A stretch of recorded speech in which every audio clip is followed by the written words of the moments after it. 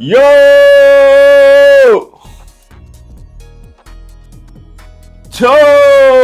welcome back to another video.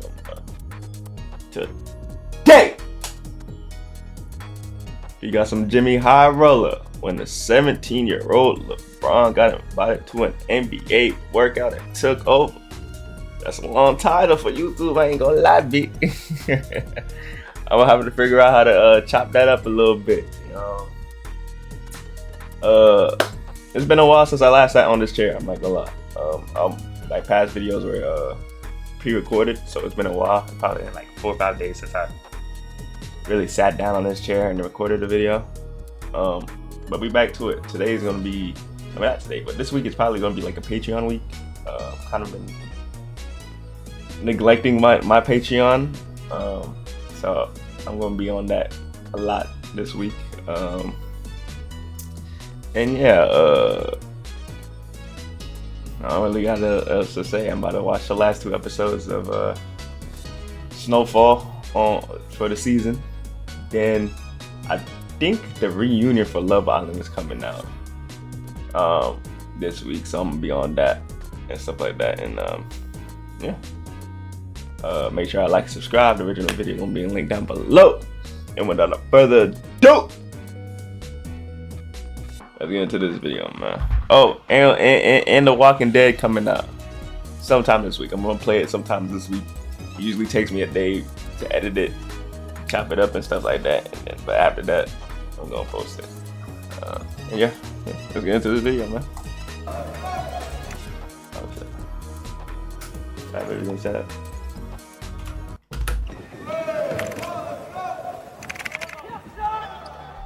In the spring of 1995, the Philadelphia 76ers were getting word about a local high school player that was creating buzz around the city. A son of a former pro whose game already looked NBA ready before he even finished his junior season. 76ers head coach at the time, John Lucas, was so enamored by the kid that after watching him play just a single game, Lucas invited the kid to participate in a workout with the 76ers. At the workout, the kid did not disappoint. The 16-year-old phenom handing out buckets to 76ers rookie Jerry Stackhouse and showing that his game was NBA ready despite just finishing his junior season in high school. Soon enough, everyone knew about the high school kid and his infamous practice with an NBA team. Fast forward 1 year to the 96 NBA draft, and the 76ers never got their hands on that kid from the workout. Instead, they went with college superstar Allen Iverson first overall in the 96 draft. The kid from Philly ended up getting picked a little later in the draft and eventually did pretty well for himself with another organization. His name was Kobe Bryant. But long before we knew his name, it was John. And it's funny because it's like, bro, I don't think has there been a player like straight out of high school in recent years that were like insane? I don't think I don't think they I don't think so. And I don't think it's because the niggas are not as good in high school nowadays or nothing. I think it's the quite opposite. But I feel like everybody across the board is just getting better at basketball. So it's like, you need to have like, for you to be drafted out of high school, you need to be like absolutely like a whole step above everybody else to be noticed, bro.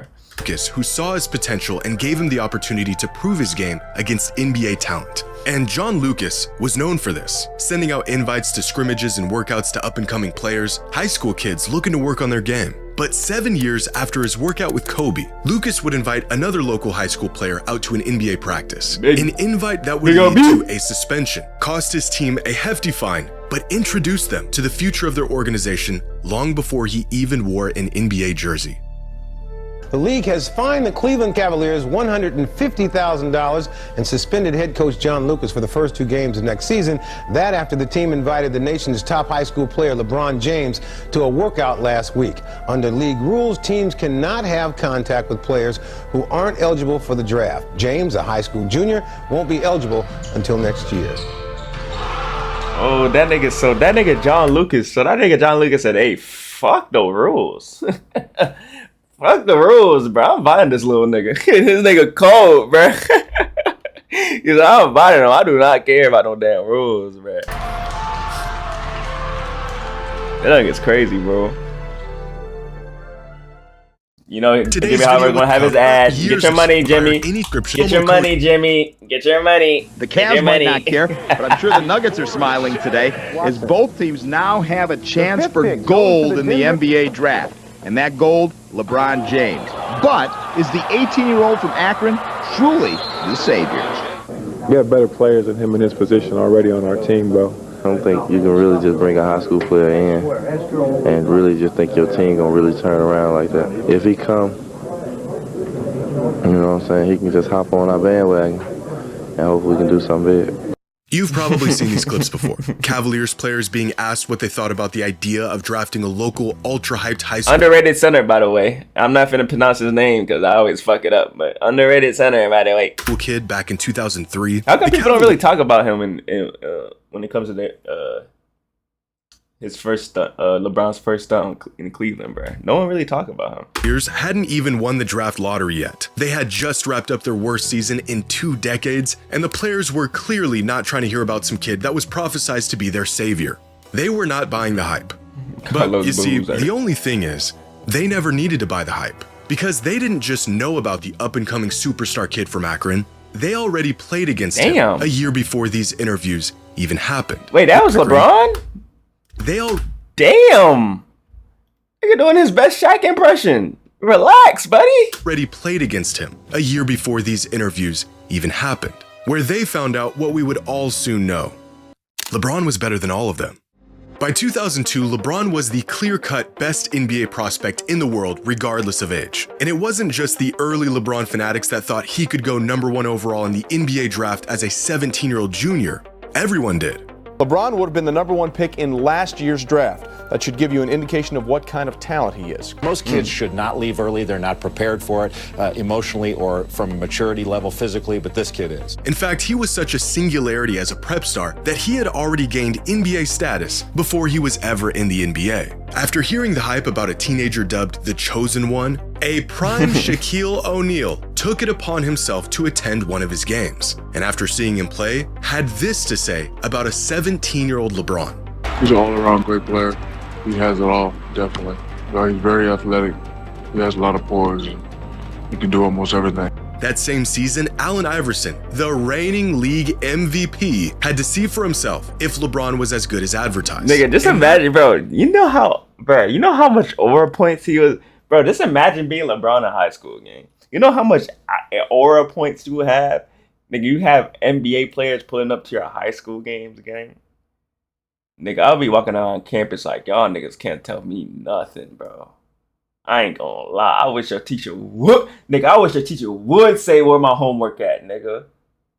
I wish a teacher would say where my homework at. Nah, bro. That's probably why I'm not in there. That's probably why I'm not LeBron James. Because the shit I've been doing, boy, hell nah, bro. Nigga, I wish you would ask me where my homework at, nigga. Fuck out of here. I'm finna go to the league. Only was the hype very real, opponents were eager to bask in any moment where they even slightly got the best of him. On this particular night, high school star Maurice Rice sent LeBron to the floor with a crossover. Shit. And in this particular Open the vault. Open the vault, bruh. Hey, open the vault. Is that trend still going on? I ain't seen that trend in a minute. Open the vault, bruh. I'd never seen this clip. All the other clips I've seen before. This is the first time I ever seen this clip. I'm not gonna lie. night, high school star Maurice Rice sent LeBron to the floor Oh with a my crossover. God. And it damn near Nigga fuck. They can fucking airball out. He was about to splash that bitch. high school star Maurice Rice sent LeBron to the floor with a crossover. And it They damn got near too brought happy. the whole building down. Look at this. His teammate is literally jumping for joy, completely ignoring the jaw-dropping gap on the scoreboard and the atrocious shot. That bitch said 71-30. I've never seen this. I've never seen this clip, bro. That bitch said 71-30, gang. And the nigga airballed the shot. And they got too excited. Nigga saw LeBron drop. Nigga started doing break dances. Nigga said, oh shit. And just tossed that bitch. He wasn't even thinking, nigga. In his mind, he already won. Thought that followed. But Allen Iverson knew better. He saw what he needed to see. LeBron was everything he was rumored to be.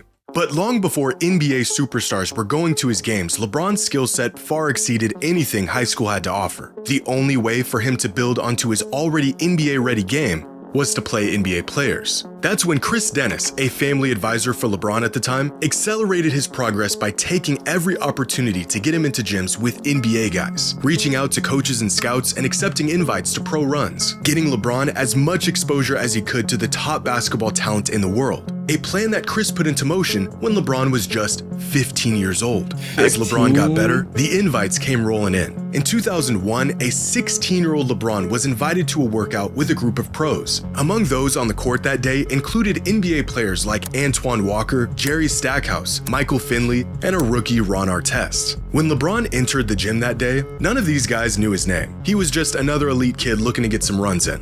By the time he left, everyone knew who LeBron was. Antoine Walker, Michael Finley, Jerry Stackhouse, they was all up in the building. So he's coming into the gym. I'm like, all right, cool, I want to see what he got. And he was cooking. Like, he was 15 or 16, posting, getting to the basket. And I'm like, this is going to be a huge issue. Right. So you knew right away. Yeah, he could have went pro right then, honestly. Yeah, really. 15 could have gone pro? Yo. 100%. Quickly, the legend of LeBron James spread not just around households across the country, but in NBA locker rooms. More players wanted to see the kid in action for themselves. He showed up to more pro runs, and the results were always the same. The kid was already good enough to play in the NBA. That same year, LeBron was invited to a workout that included Penny Hardaway and Michael Jordan. 2 hours later, skeptics had turned into believers. I heard from an NBA source that this summer when he worked out with Michael Jordan that the two best players in the gym were Penny Hardaway and LeBron James. The description NBA players were giving to a high school LeBron, unguardable. A young LeBron was in there. LeBron was a sophomore. So you in the same gym with Michael Jordan and the two best, you telling me the two best players were Penny Hardaway and a 17-year-old LeBron James? Agendas, bro. I know y'all agenda niggas is gonna take that and fucking run with it, bro. Agendas. Antoine brought him that time. Oh, that's what happened? Yeah. That's when he had the glasses still then, the little joints that go around his neck. He was cooking. Nobody can guard him, LeBron James. At all. They couldn't guard him. I'm like, I'm getting embarrassed. He's embarrassing us. My first All-Star game in Philly. And, we in the locker room and, we talking to reporters and they was like, man, have y'all heard of this kid? The chatter was like, have you heard of this kid named LeBron James? Man, this kid he a high school phenom. He's so good, he could probably start in this All-Star game. And I was like, so I sat up and was like, what? This kid, I had to really sit up and say, it's a kid out there in high school this good. I saw a lot of NBA guys was going out, flying out to see this play. Celebrities, rappers, Jay-Z and all them going out to see him play. I want to know, was he really as unguardable as he say he was? Yeah, we wanted to see what he had, what he could do. It was a 3-on-2. We thought he was gonna pass, and it was like in slow motion. The just took off. That's incredible. Yeah. I mean, for a 16, 17-year-old kid to come in and do something like that, you knew that he was going to be that in the NBA. You knew that. After spending the last 2 years playing against the best players in the world and proving very clearly that he was not only an NBA talent, but that he was more than ready for the league, LeBron made an attempt to enter the NBA draft at just 17 years old following his junior season in high school. Scouts and analysts knew that if the jump were possible, LeBron would be the consensus #1 overall pick in the 2002 NBA draft, despite not even playing his senior season. The verdict was out, and the kid was ready. However, do you think LeBron, I want to say start the hype, what's the word I'm trying to look for? Like, the way we look at prospects nowadays was altered because of LeBron. Because it's like, now everybody's looking for that next big thing. You know what I mean? With Cooper Flag, Zion, it's like, oh, this nigga's a phenom. You know what I mean? Best player, blah, blah. Trying to get like a next Michael Jordan or the next LeBron James, man. I think LeBron really like, not kickstarted it, but sent it to the moon when it comes to scouting, bro.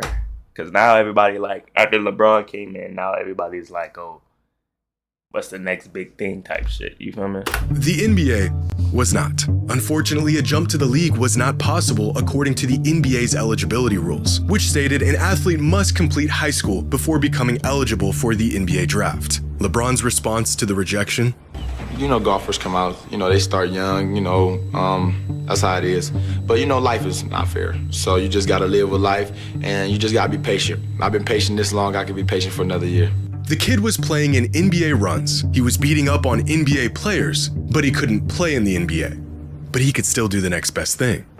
One other note from the NBA, as Peter Vesey first reported yesterday, the league has fined the Cleveland Cavaliers $150,000 and suspended head coach John Lucas for the first 2 games of next season. That after the team invited the nation's top high school player, LeBron James, to a workout last week. Under league rules, teams cannot have contact with players who aren't eligible for the draft. James, a high school junior, won't be eligible until next year.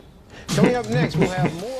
Hey, that nigga said, fuck By the that. spring of 2002, fuck that. This nigga too nice. We gotta put him in the workouts. The same coach who invited a 16-year-old Kobe Bryant to work out with the 76ers was now the head coach of the Cavaliers. His exclusive workouts with pros and the rare up-and-coming prep talent worthy enough to join were still going on. But by this point, John wasn't just hosting these workouts to open the gym up for his players or get some extra runs in. He was recruiting, because 40 miles away, the best NBA prospect in the world had just wrapped up his junior season. A kid still 1 year away from being draft eligible with a reputation of crashing NBA runs. In fact, John was among one of the many skeptics that attended one of LeBron's games a year prior to see if he was really as good as everyone said he was. And just like everyone else, he was immediately sold. And so just a month after the Cavaliers season ended, John invited LeBron to come work out with the team. By this point, most players around the league had heard of LeBron and knew he was a generational talent. Everyone except the players on the Cavaliers. When word got around that LeBron was going to be at their upcoming workout, Cavs players were not only skeptical, but ready to show him that he wasn't as NBA ready as Niggas he are mad or as shit. everyone else for that matter. Niggas are mad as shit. Including our friends Darius Miles and Carlos Boozer. Nigga, cause it's like, bro, imagine being an NBA player, right? Because the people that are giving them props are like people that are comfortable with their own, game. Like Kobe, Michael Jordan, Shaq. Like these niggas are legends themselves, so they don't give a fuck. They'll give props to a high school kid if he's nice. They don't give a fuck. You feel me? But it's the niggas that are not up to that level that's gonna be like, you telling me this nigga already better than me and he in high school? Hell nah. You feel me? That's where it comes from, bro. When LeBron showed up the day of the workout, initially their skepticism seemed to be right. He got off to a slow start, wasn't really making an impact on games, deferring to other players, playing like a kid just happy to be a part of the run. Keith Smart, the Cavaliers' assistant coach at the time, recalls LeBron just blending in with the guys. One player who was a part of the workout said they weren't even passing him the ball. But LeBron was not invited to this workout to blend in. Leading up to that day, John Lucas was going around telling people that this kid was better than Kobe was in their workout 7 years earlier. But 2 games in, LeBron's performance wasn't matching the hype. As far as the Cavs players were concerned, this kid was in over his head and not nearly ready to play against real NBA competition. But Lucas had other plans. After going through the motions for the first 2 games, Lucas called LeBron over and called him out, saying, quote, "So you don't want to play with the big boys? You're gonna live off all those damn accolades? You ain't ready." What happened next was described by Johnny Clark, who was at the workout and worked in player development for the Cavs at the time, as a switch flipping in LeBron's head. He heard Lucas loud and clear, and by the end of the workout, the Cavaliers had all the answers they needed. Hey, LeBron said, I just needed a little bit more motivation. That's all it is, King. I just needed a little bit more motivation. That's all it is. A little bit more motivation. You call me bitch? You call me bitch, man? All right, bet that. And Bron came, and like nobody was passing Bron the ball because everybody knew he was in high school. And we was all like not passing the ball. My dad like stopped practice. Like, hey, y'all little back, get him the ball. He the best one on the court. I was just like disgusted. I was like, man, here, like threw the ball to him like he ain't gonna do nothing with it. So we'll get it right back. Hey, bro, he make a move. So now you got Chris Mims, Sagana Diop, Carlos Boozer. The whole Cavs team, by the way. Man, this man goes underneath the rim, reversing, throws it in without looking at the rim. Man, he got to ball every possession after that. Because it was unbelievable. He's like, what else can you? You know, we hear about LeBron. We saw him play a couple times in high school, and he looks terrific against the high school competition. So you're like, oh, he's going to be able to play and compete. We get him on campus to get him to practice. Right away, we knew that he was our best player. He passed the ball. He got by people. He wanted to draw on the defense and kick it. He made the game so much easier and so much fun to play with. Right away, we knew he was our best player. Wag was there. It was his rookie year. Dimbo Cole, Darius Miles. But when he jumped him outside the paint, it was Sagana and it was either Chris Mims. No, it was Sagana and Carlos Boozer went up to try to block it. So he jumped like this, like he was going to dunk it on one side. He went underneath the goal and dunked it back without touching the rim. Just threw it in and just kept running like it was nothing. What the fuck? The rest was history after that. After getting called out by John Lucas, LeBron proceeded to spend the rest of the workout walking down everyone in the gym, scoring, quote, all the points, making all the assists, and taking over the workout. As Johnny Clark put it, I'm glad I was here to see this because if I heard from someone telling me what he was doing, I wouldn't have believed them. In fact, every single Cavs player in the gym that day couldn't believe what they were witnessing. Former Cavs player Bryant Stith was so enamored by what he saw that day, he went home that night and called his high school coach to tell him he just saw the next NBA superstar. John Lucas III, son of the Cavaliers coach, and yes, this John Lucas was a college player at the time and was also in attendance that day, and after the workout, made some calls of his own. Turns out, the Kobe comps were true. By the time everyone left the workout that day, there was no more doubt. They all realized the stories, the rumors, the Sports Illustrated cover. It was all true. LeBron was the chosen one, and he proved it. Which gives a whole new perspective on these interviews. All of these guys had already played against LeBron a year before these interviews took place. So they just hating. So they just hating for the media. They just hating, bruh. So the workout already happened. LeBron already fried these niggas already. They saw him, they went toe-to-toe against him, and they were blown away by how good he was. Carlos Boozer's comment about having better players at his position already on their roster is specifically odd because back in 2001, John Lucas himself said LeBron may have been better than the Cavs starting guard the first time he ever even saw him play, when he was just 16 years old. But you don't have to take my word for it. You can hear the words right from the mouth of our old friend, Darius Miles himself.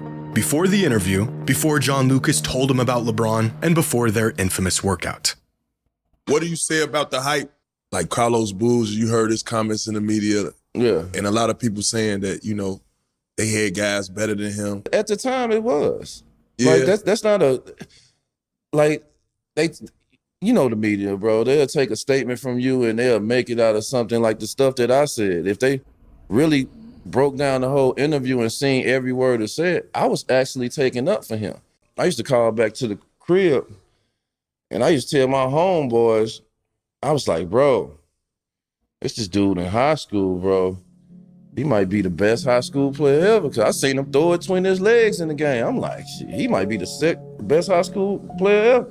Them boys like, nah, folk. Nah. It can't. No, it can't. No, it ain't. He ain't better than you. I'm like, bro, I'm watching this dude. This dude is going through one. And it's looking effortless. Easy. And I'm arguing with my homeboys about him being better than me. And I'm calling them about him. Turns out, they knew all along. LeBron was not only as good as advertised, he was better. And that kid from Akron that crashed their workout in the spring of 2002 was in fact going to immediately turn their whole franchise around. And the rest was history, bruh. Nigga, that's your little Z, bruh. It's like, just, like most of this I already knew, but it's like, just taking a step back and like seeing LeBron's career, and this is probably what, his last year, last year or two of playing, bruh. This nigga has been in the league for as long as